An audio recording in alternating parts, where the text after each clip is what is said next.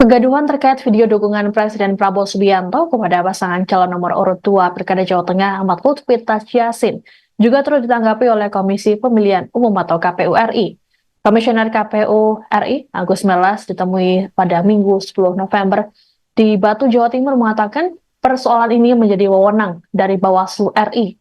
Dikatakan oleh Agus dalam konteks peraturan tentang kampanye, KPU berkewajiban untuk memfasilitasi daerah agar pasangan calon dan partai pendukung dapat mengoptimalkan ruang geraknya dalam menyampaikan program hingga visi dan misi kepada masyarakat. Adapun berdasarkan pasal 299 Undang-Undang Nomor 7 Tahun 2017 tentang Pemilu, Presiden memiliki hak untuk berpolitik yakni berkampanye, asalkan dengan syarat tidak menggunakan fasilitas negara. Sebagaimana diketahui bersama, video dukungan Prabowo pada Lutfi diunggah pada Sabtu 9 November di akun Instagram mantan Kapolda Jateng itu. Video ini kemudian menuai polemik di tengah masyarakat lantaran Prabowo dianggap secara terang-terangan mengendorse calon kepala daerah. Istana kemudian angkat bicara memberikan penjelasan. Kepala Kantor Komunikasi Presiden Hasan Nasbi saat dikonfirmasi mengatakan ajakan ini disampaikan Prabowo dalam kapasitasnya sebagai Ketua Umum Partai Gerindra.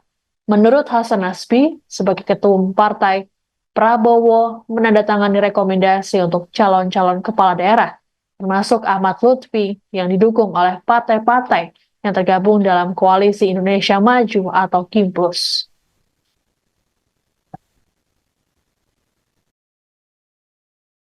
Soal Presiden Prabowo dinilai mengendorse dua cakada di Jawa Tengah dan di Bali.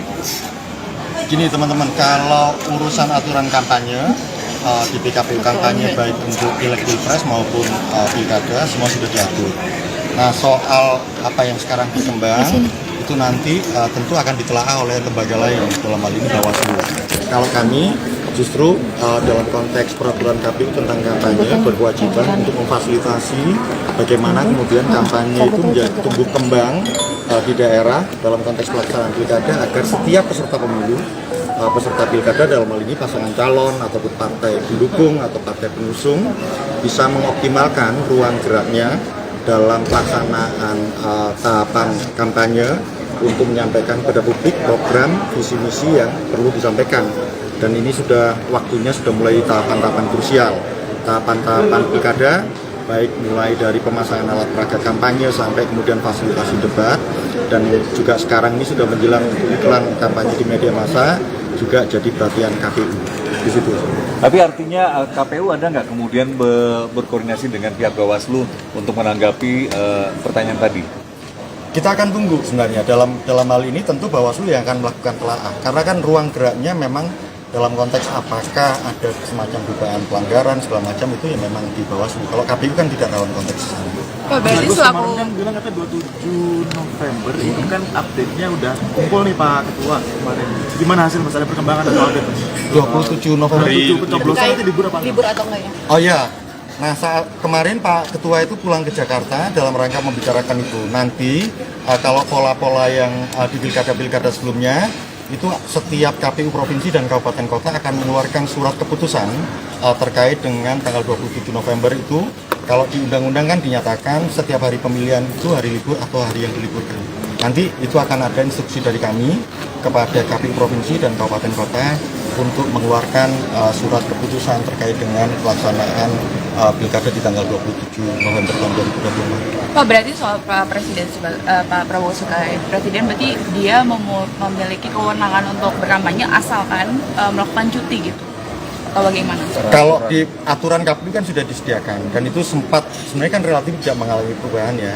Kita di pemilu 2024 lalu juga situasi semacam ini juga hampir mirip gitu. Tapi kan tidak dilakukan. Nah, sekarang tentu apa yang berkembang di media sosial itu tentu akan ditelaah oleh Bawaslu.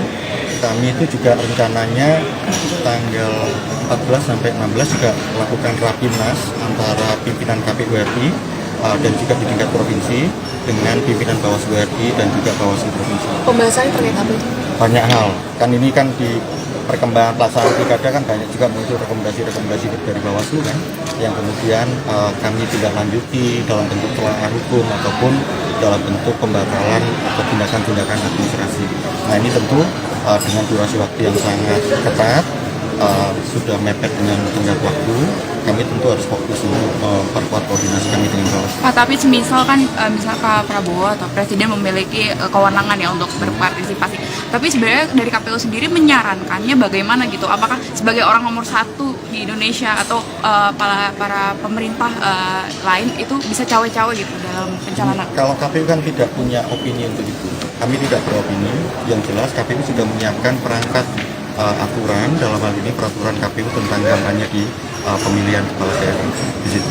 Mas, Dan kalau KPU itu justru yang diingatkan oleh KPU kapan tenggat waktu peraturan-peraturan KPU harus diselesaikan di situ. Kalau soal kewenangan bagaimana kemudian melakukan penegakan hukum, bagaimana kemudian mekanisme penanganan pelanggaran atau dugaan penanganan pelanggaran itu sepenuhnya mandat undang-undang memang ada di lembaga pengawas.